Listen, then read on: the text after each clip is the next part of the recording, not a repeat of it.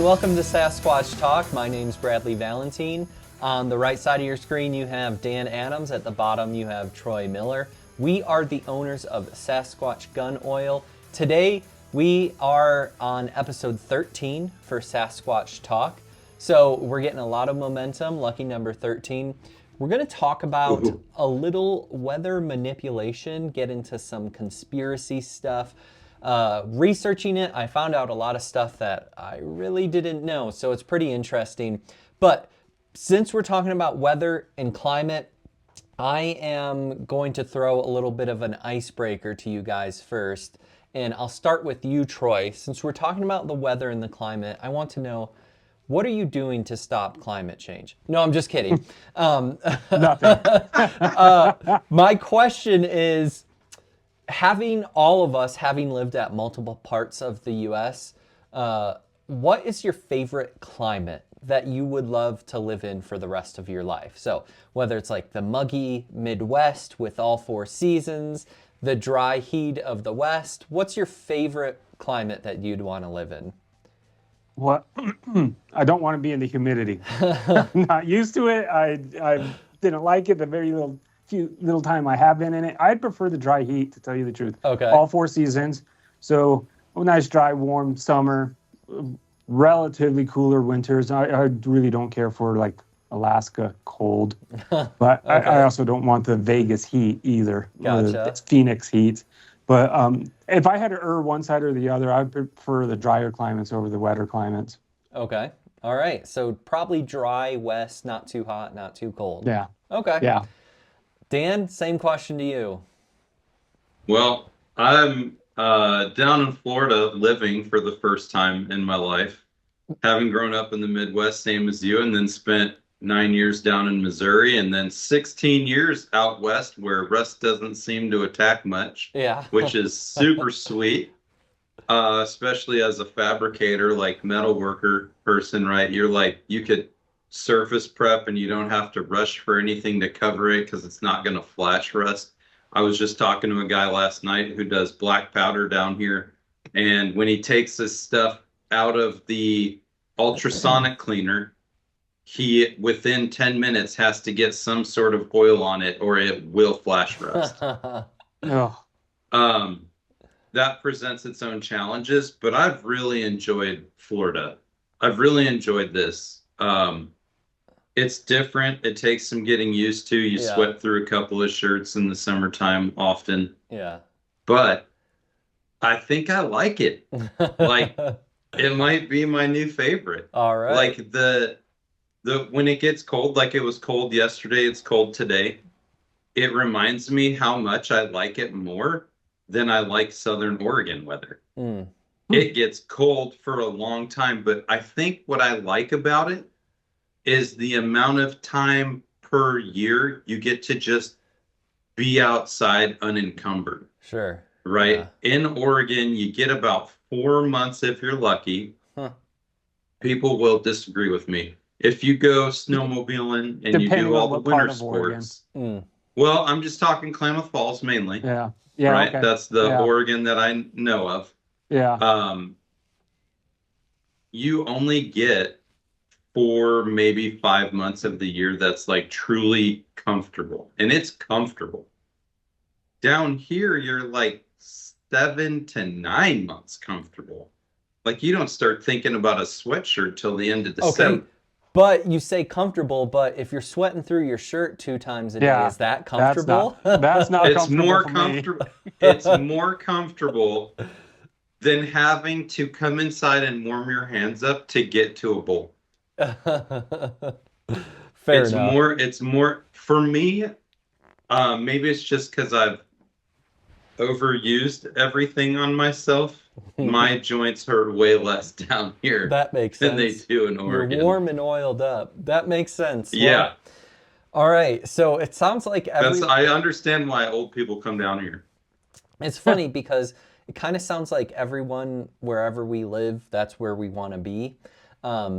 And I, coming from the Midwest, like I have loved the West, and I love the dry weather. Colorado Springs specifically is like sunny all the time.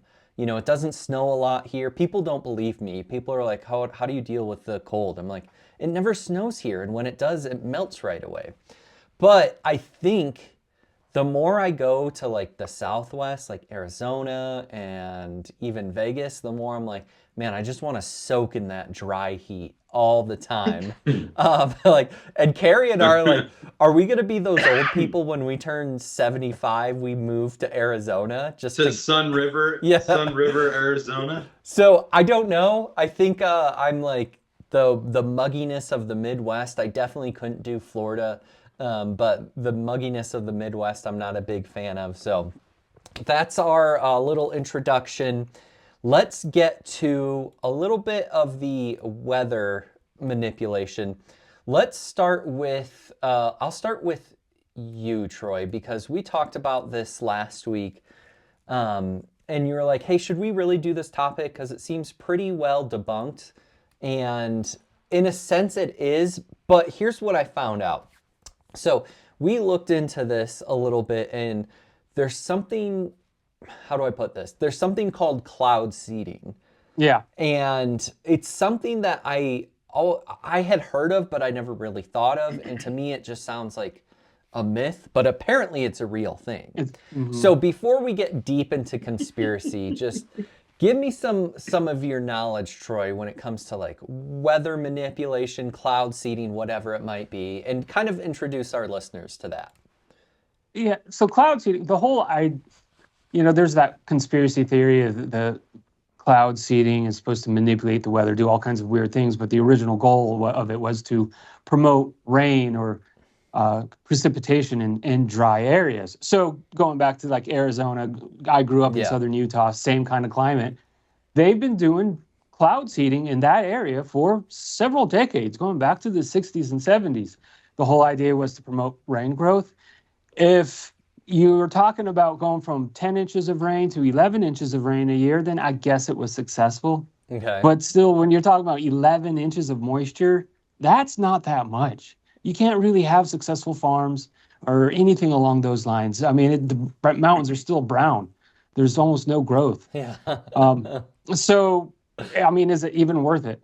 Because they are introducing chemicals. The cloud seeding, the ingredients that are using, they have to be some sort of chemicals. Who knows what other kind of impact it is having, especially once it starts to settle on the soil. Right.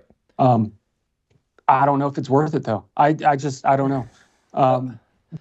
So you're kind of thinking like, is like, regardless of if we do it or not, like we do it a little bit and it gives us a couple inches of rain. You said something, and I'll throw this to you, Dan.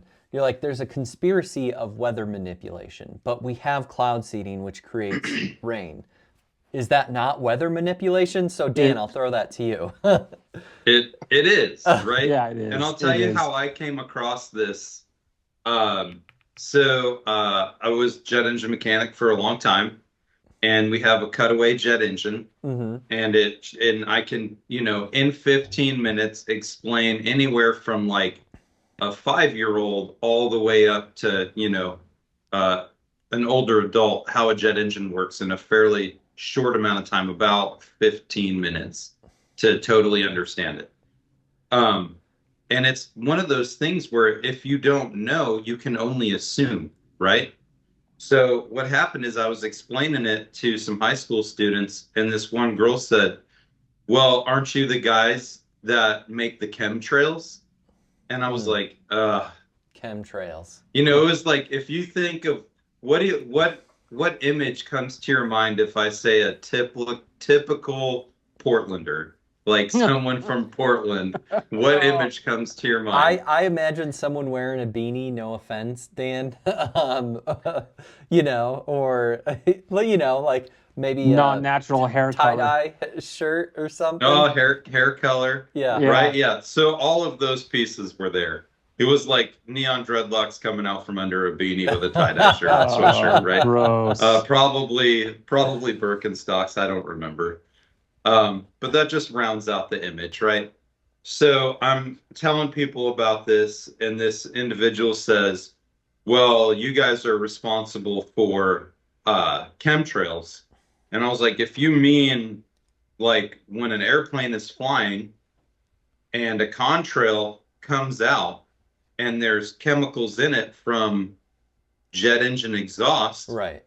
then you're right. Yeah, for sure. I was like, no more the same than the bus you rode here on is responsible for Right. chemical trails.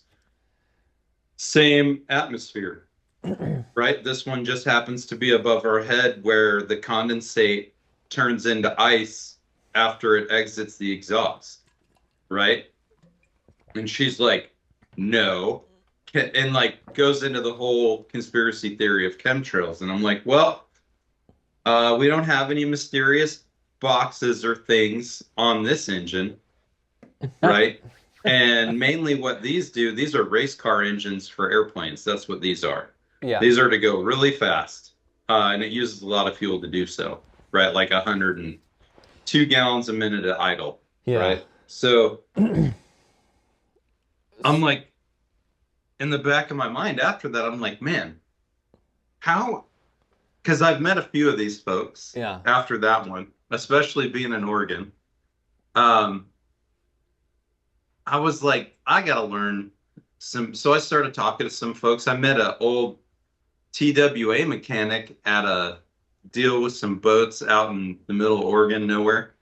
And I was talking to him. I was like, hey, what do you know about like chemtrails? And I was like, you're a jet engine mechanic. I'm a jet engine mechanic. I know about contrails. And he goes, I'll tell you what, when I worked on TWA, some dudes that looked like they were from a three, and this is this dude is in his 70s.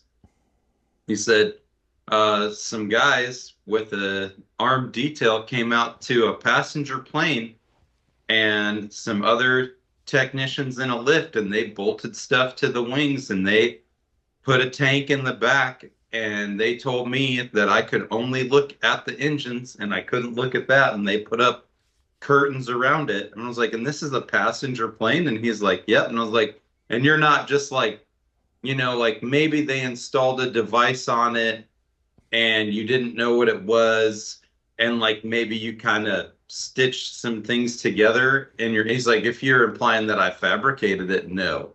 He's like, they put a thing on there, they didn't tell me what it was. I asked all my buddies on it, and they all had the same result that I had. None of us were allowed to, and that was back in the early 60s. So what do you that think? was separate from the jet engine exhaust. He was convinced that it was some cloud seeding technology. Okay. After just his research and stuff, right? So that was like my introduction to it. But yeah, it doesn't matter if you're trying to get more rain or less rain or more wind or less wind. If you're modifying the weather as it is, changing it, or attempting to change in any form or fashion, whether it be more snow or less snow in any given area, you're changing it. Mm-hmm. Right? When we talk about firearms, right? Replacing parts that are already there, not modifying. Right? You're repairing. But if something if you're changing the function of it, then you're modifying it, right? Per definition. So what you're saying is something is like, we're definitely modifying our environment one way or another, the climate. Yes. So, well, even through just through the contaminants coming out of the exhaust of all the air travel affects our stuff. Yeah. Like with the added heat and all of that in a layer that there was no heat before. Yeah. Well, I mean, that's kind of the whole premise of man-made global warming, climate change, is that as men on Earth, we're driving cars, driving jet engines, that's heating up our climate and blah, blah, blah. That is separate from what we're talking about, though, which is like something specifically we're doing. So I have this post from former Congresswoman Marjorie Taylor Greene from November of last year.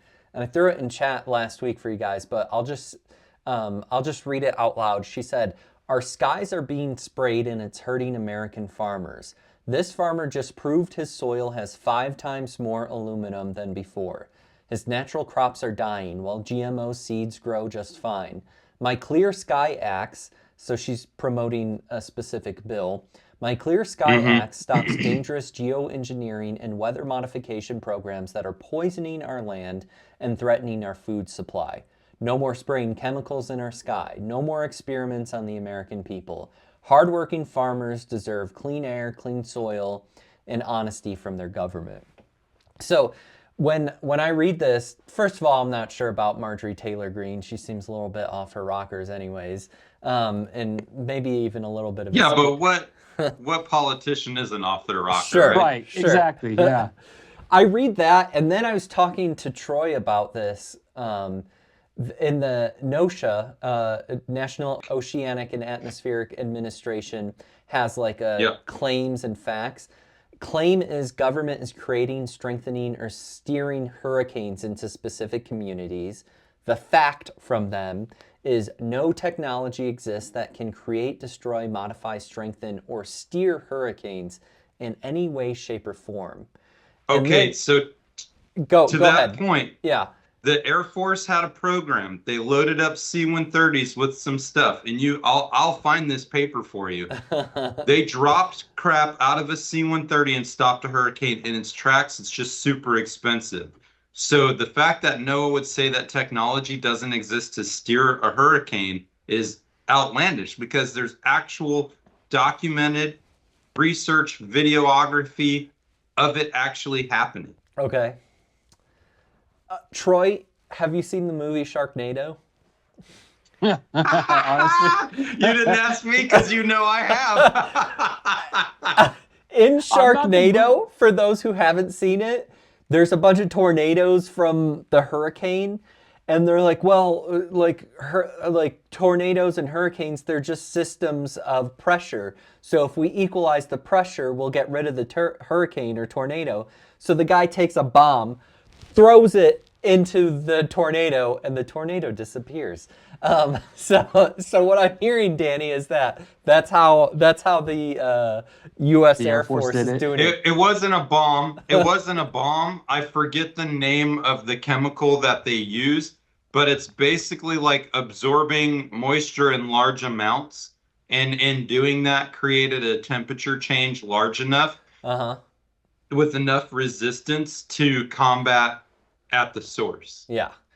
So But it was very expensive.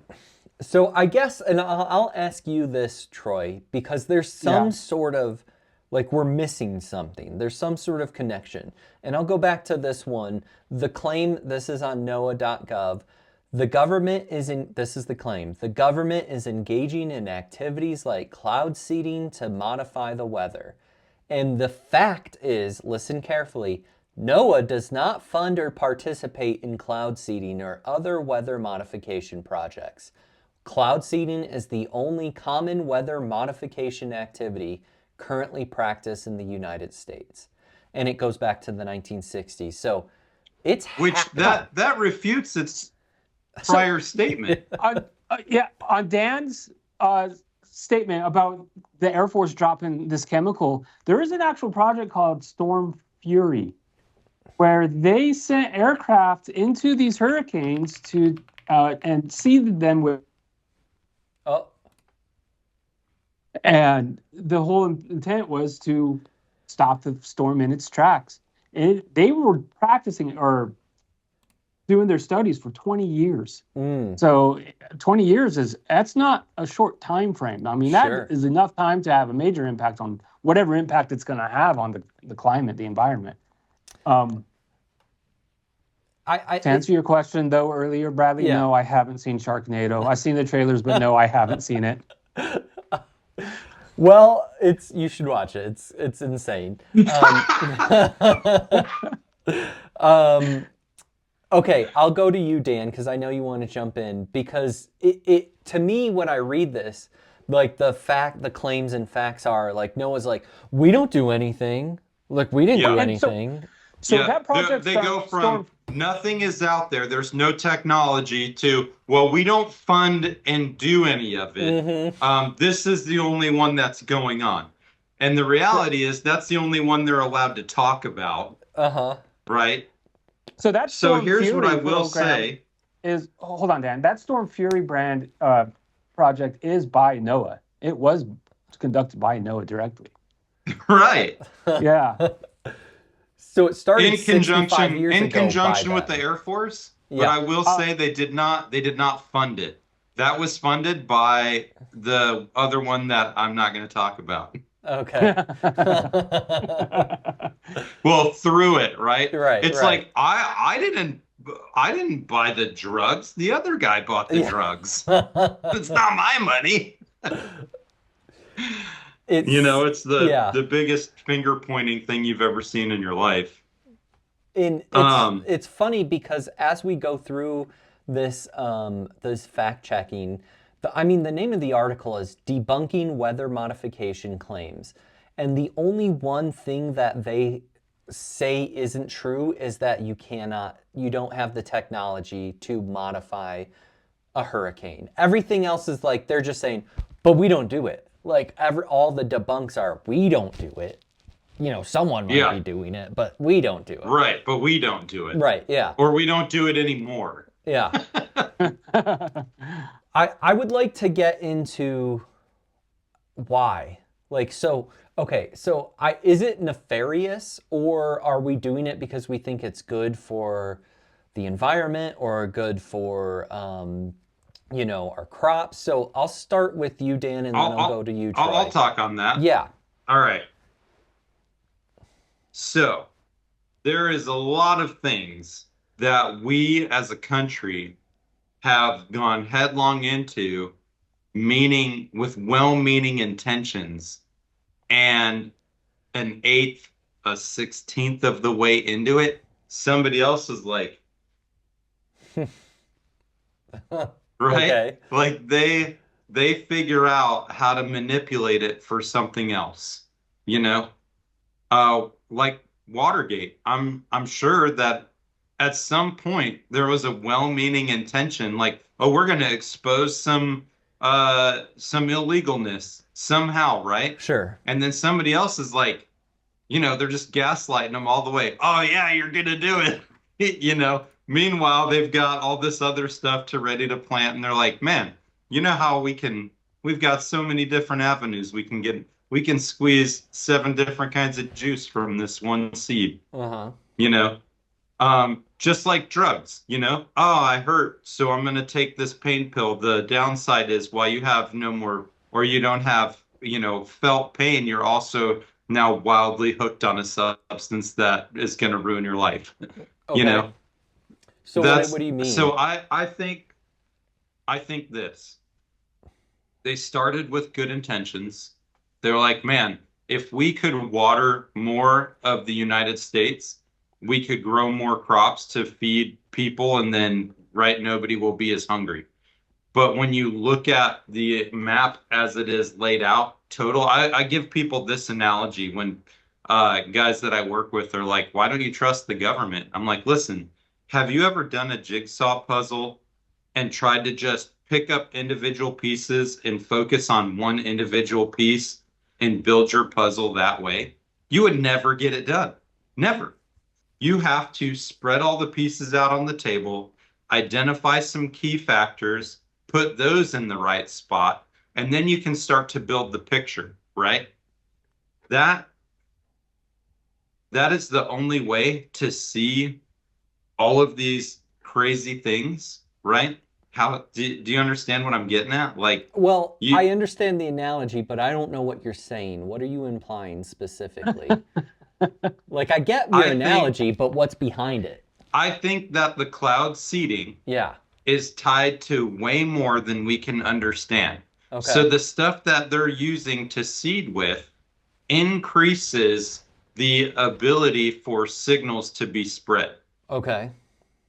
So that, and then here's where I'll get off the deep end. Ready? Yeah, let's go. Are we ready for this? Can't wait. There's Bradley can't wait. I've gotta look up these other ones called ELF and Gwen, ELF and GWEN. Those are all systems that are tied from this article that I found from CC Fund. But it talks about like controlling different areas of agriculture because people have opted out of the government programs to get paid and not grow anything. Yeah. So they're growing stuff anyways.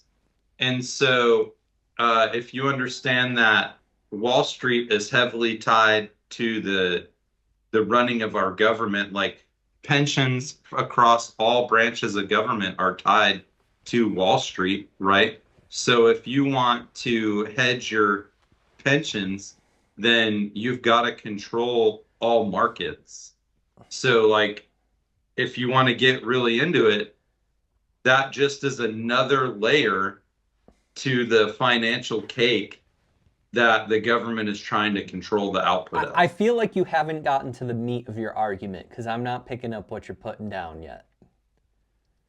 So from Watergate to controlling the weather Right. to all of these different things, it all comes back to money. The Okay. whole reason they do any of it, it has to do with money and So figuring money out what? where to Like get we're that- trying to make more money for the government, we're trying to make more money for Wall Street. Yeah. Like who's doing this? not Wall Street, but like larger entities that are in charge who there's like a bunch of stuff about how there's like 6 different families in control of all the world governments or Okay. some crazy crap like that. Yeah. That's the rest of the puzzle that I haven't put together yet. Sure. But this thing goes all the way back to like 1950, and it talks about like how vulnerable our minds are to electromagnetic interference. And you can build electromagnets with aluminum very easily.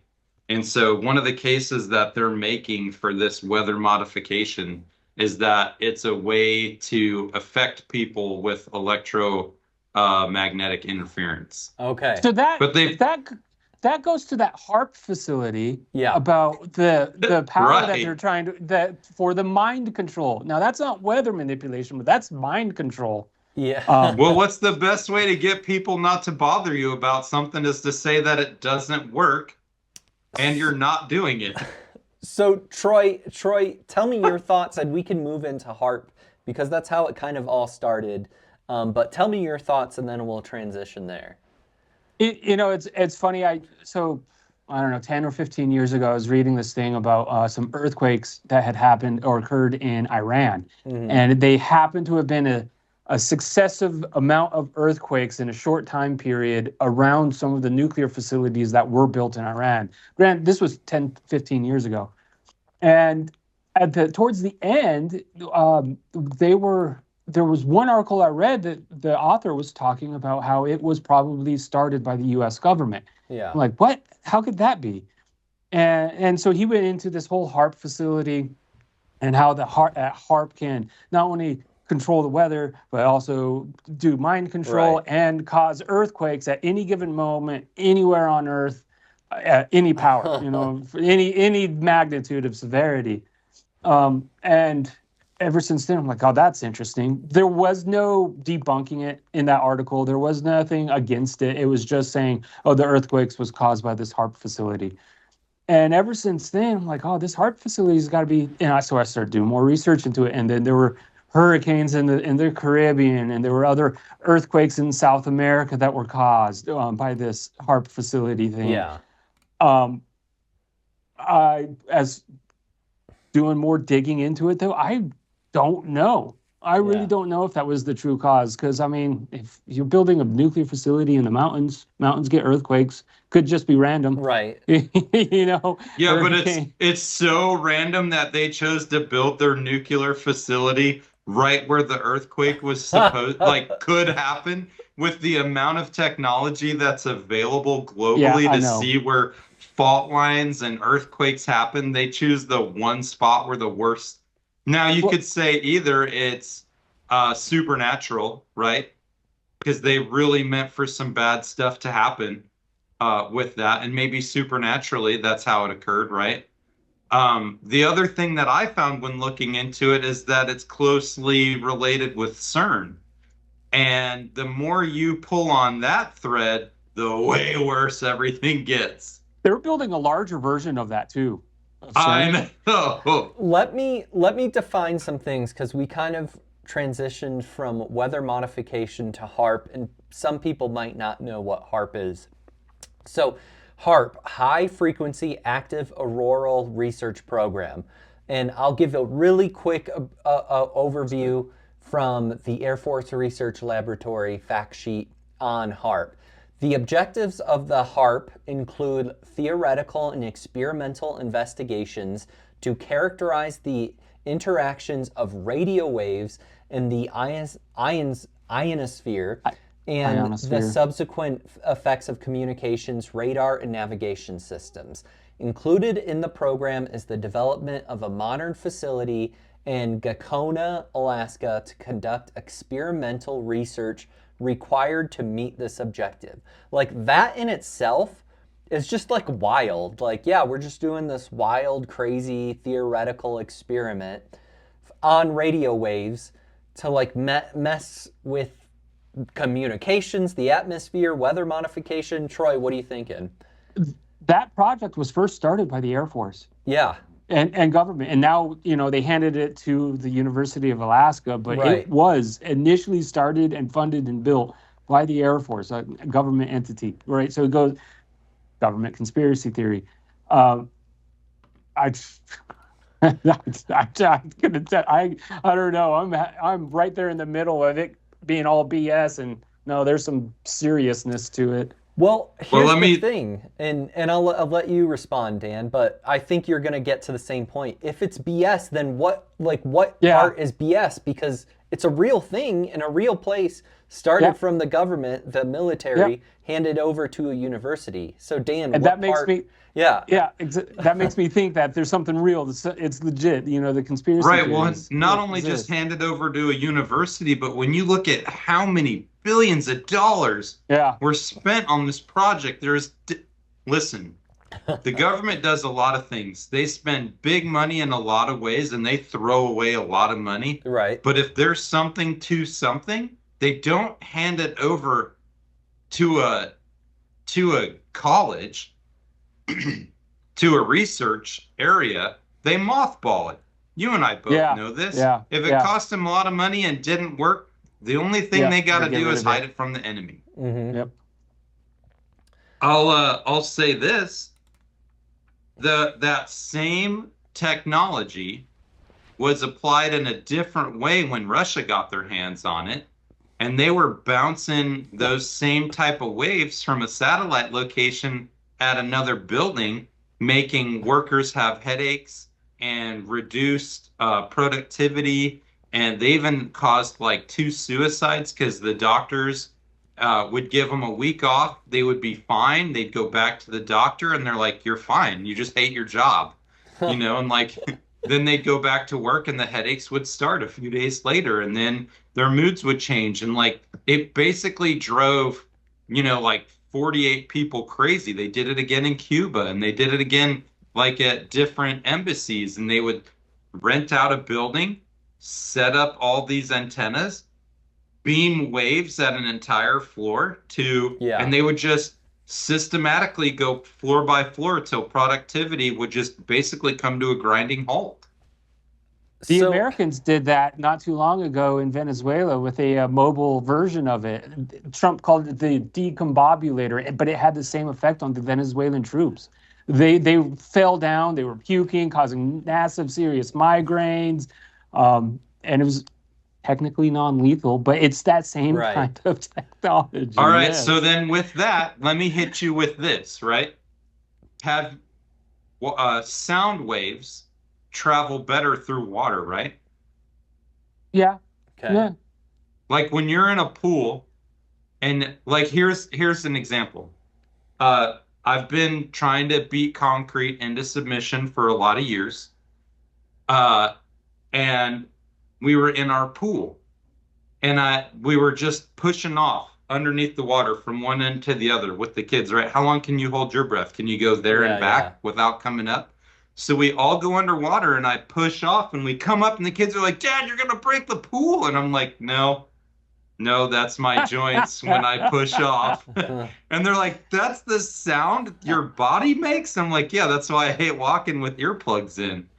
And they're just like flabbergasted that those are the noises my body makes, right? Yeah. So sound does travel better underwater, right? It Okay, transmits okay. because the molecules are packed closer together, right? So it can transfer that better. With cloud seeding, right? Maybe the actual intent is not for the air, but for the 70 to 80% of Earth that's covered in water to make it more transmissive. So when you want to send these frequencies out, like they did through the air at these other buildings, then you can send those frequencies everywhere that it's interconnected. So what are you saying? That we're trying to turn the ionosphere into like better connectivity than like water? Yeah. Okay. Okay, real quick, let me pause for those who are listening, and it's funny because we kind of sound like a bunch of kooks, which is the point of this podcast, right? It's Sasquatch talk. Like we talk about crazy stuff. The funny thing is like we haven't really said anything that isn't factual. Like we have some theories, but HARP is real. Cloud seeding is real. Like the thing I read before was from the Air Force. Now, this is from the University of Alaska Fairbanks about HARP. So this isn't like some crazy guy's blog, like some psycho right-winger, in his basement blog. This is from the University of Alaska. The High Frequency Active Auroral Research Program is a scientific endeavor aimed to study the properties and behaviors of the ionosphere. And then it goes on saying, operation of the research facility was transferred from the U.S. Air Force, which is exactly what you guys were saying, to the University of Alaska Fairbanks on August 11th, 2015, allowing HARP to continue with exploration and use land via a land use cooperative research and development agreement. So essentially, I got to read the next sentence because it's funny. HARP is the world's most capable, high-powered, high-frequency transmitter for the study of the ionosphere. So essentially, everything we've said, maybe we had some like weird theories, but everything we said was like factual and true, which is funny because like if you were to just randomly fast forward into this, you're like, oh, these guys are freaking nuts, which is fine. Yeah. But like we haven't really said anything that isn't factual. Like Troy, you were bringing up, it started with the Air Force, and Dan, you said now it was transferred to the University of Alaska. All this has happened. So anyways, I don't know if you guys have any thoughts on that, like just the realness of the things that we talk about sometimes. And sure, we can have our theories as of why, but like this is real, it's happening, Like maybe it's not effective, maybe it is effective, but it's happening. Troy, what are you thinking? I mean, if it wasn't effective, like Dan said a little while ago, if it wasn't effective, it'd just get mothballed, right? Yeah. So there's got to be some sort of use to it. Yeah, there's got to be some otherwise they would have gotten rid of it. The fact that they built it in Gakona, Alaska. Have you guys looked at this place on the map? What's it? Desolate. Yes. Oh, yeah, Gakona, yeah. Gakona is one road through, not a single traffic light, and about 5 buildings. Low key, I would totally live there. Yeah, so With that's the that cold, Alaska. I would yeah, not. cold Dude, you're having to Alaska. build a fire under your oil pan just to go get bread. Yeah, 12 months out of the year. I don't know. You know what's really interesting though about it What? is how similar that work is to what Nikola Tesla was doing about 100 years ago. Okay. I don't know if you've done much research into it, but he was wanting to build these Tesla coils to provide free wireless energy to around the world. Also, you being in Colorado Springs, Bradley, I don't know if you knew this, but he had a warehouse, a science research center that mysteriously burnt down in 40s, maybe the 30s. And he was also trying to build a radio tower on the top of Pikes Peak to communicate with those beings on Mars, as he put I it. did not know that. Yeah, take a look into it. It's really quite fascinating. But and then he died talking to pigeons. Yeah. That was the last moments of his life. Well, that depends on if you believe he was poisoned by the government or not. Yeah, exactly. But and his factory burnt down under suspicious causes. But his Almost all of his work, Yeah. something happened under. He is actually the father of electricity, not the other dude. But Thomas it's Edison. the wire. Yeah. Because the Chicago World's Fair in the 1890s was the first. Those were light bulbs created by a Tesla Yeah. and Not Edison. Yeah. And he was getting so fed up with Edison taking so long building a light bulb. Tesla knocked it out in like 2 months or something, and provided thousands of light bulbs to the Chicago World's Fair. But his work, all of that work, it's a wireless energy of sorts, very similar, and it had to deal with transmitting it through the ionosphere and other parts of the atmosphere. Very Well, similar to what this HARP facility. let me throw this at you. I don't know how to pronounce it, but Puharichu.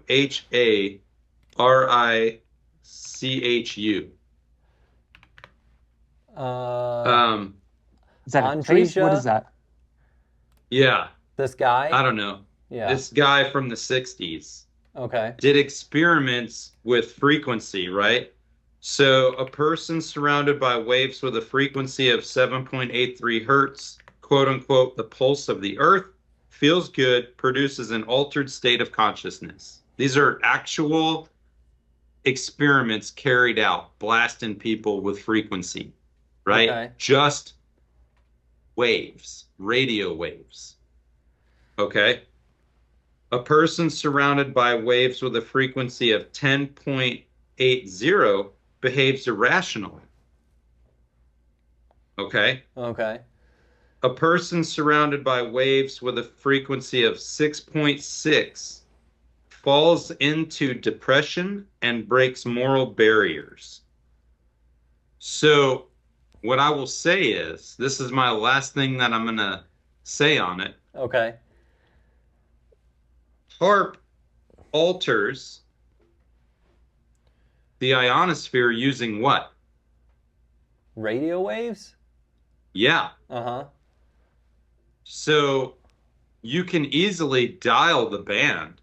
I bet a good look into something would be to what frequencies they're screwing with, because after reading through this thing they did in the 60s, like it's really, really, really easy to connect the dots that the largest antenna on Earth could be used to control most of the population on Earth. Okay. So control, is it working? Because I like how are they who are they controlling and to controlling And them what's to the do what? desired outcome? Yeah. the desired That's outcome. a good point, Troy. Well, I'll say this, if the governments all around the world, right? If people truly could stop hating each other just because of our skin color or our, preference in drink or preference in food, right? Aside from not wanting to eat each other. Okay. If people all became like communalized, right? Where like we truly did depend on each other instead of this individualistic thing that's being run, right? If everybody could group together, say all Americans could get on the same page, not like we talked about Republican versus Democrat, Uh-huh. and we were just like, hey, like, you want to raise kids, you don't want to raise kids, cool, don't raise kids, you know, and like not truly be divided, right? The easiest way to control a large group of people is if they're not all combined into one thought, like a mutiny against the ship captain, right? Because when they all get together and decide that the one person is the problem, they take care of the one person. The government depends on us being fractured because we're easier to control and manipulate as a fractured country. Because if we were all together and all wanted to forward our country together, they couldn't, there's not a thing that they could get past because we would all vote it out. 99 to whatever their percentage is to us, right? Well, If our okay. system really could work. You are assuming that in the 20th century, for some reason, we've gotten rid of how we have been for the entirety of humanity. Like, Yeah. like us Yeah, we've being always been divided divided. based on our looks, our culture, our whatever. Nationality. That's from the beginning of time. That has nothing I to agree. like the government doesn't need to help that, right? Like, and it's not an America thing. If anything, America's probably the most united culture than any other country. Like and I know this because I've been there, but if you go to Mexico and you're a white guy, they will look at you funny, right? You know, but if you're a Mexican, you come to America and you're brown skin, 99% of the people won't even notice or think about it, right? So anyways, my point is, if anything, like we don't need any assistance as humanity to divide ourselves.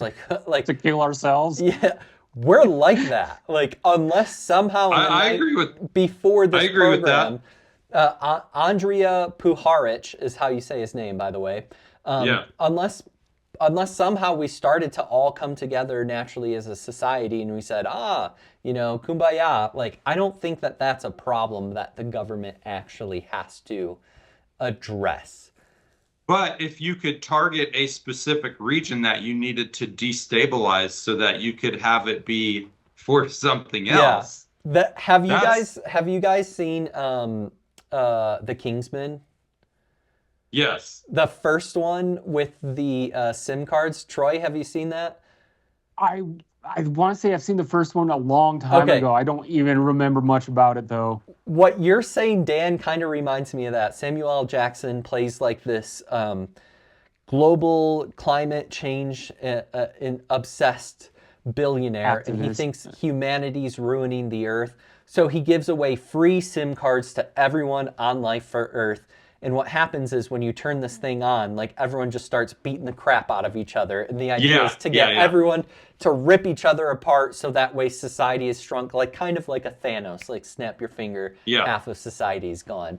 It kind of, what you're proposing, Dan, is kind of like what you think that is happening, or that maybe is the intent long term. Maybe not specifically to that extreme, though. All right. We wouldn't be having population growth though if that were the case. You know, Are we having a more population growth now compared to? Yeah. I haven't looked at the recent numbers.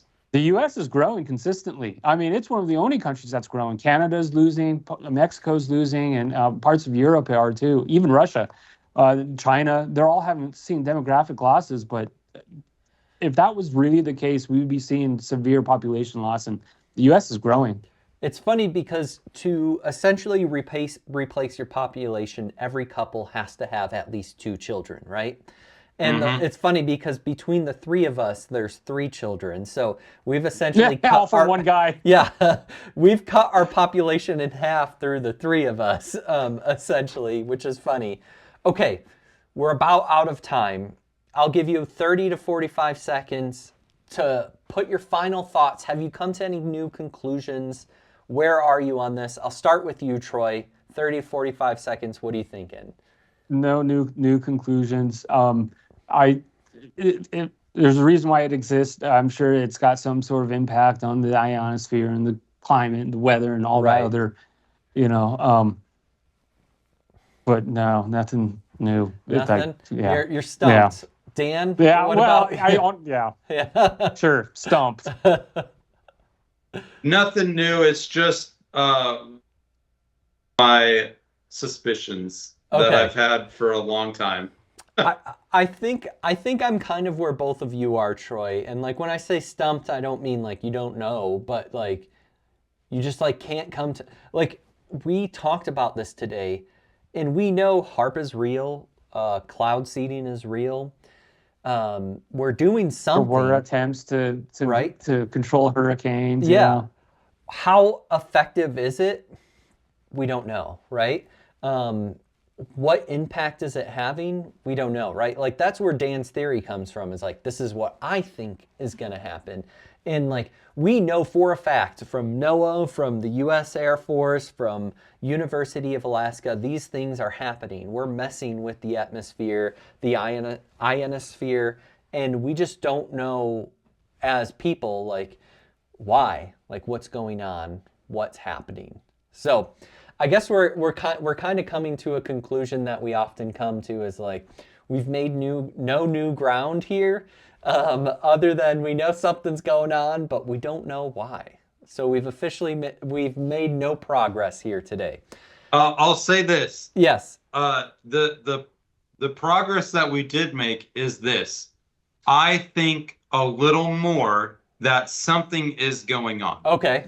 Are you farther along in thinking that going from, no, we're not doing anything to the weather? Because there's people, you tell them, hey, did you know HAARP? I met a person in the Air Force that was in weather. Her whole job was to help forecast the weather to do missions, right? That's her whole job, right? And I said, hey, did you know HAARP is a thing?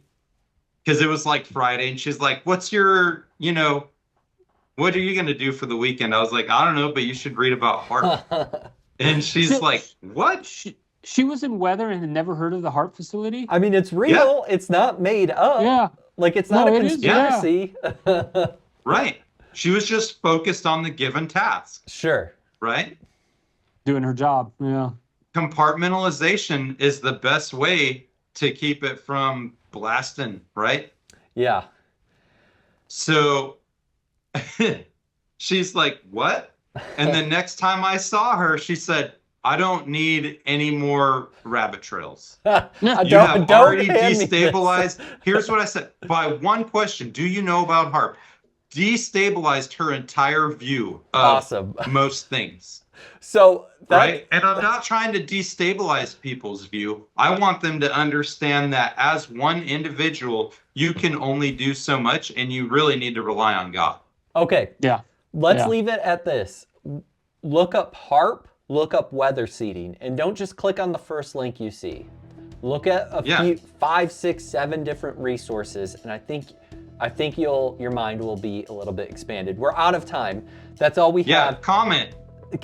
Let us know. Maybe I'll have to put some of those articles in our comments and descriptions. Sasquatch gun oil, get yours. Troy's got it on the screen.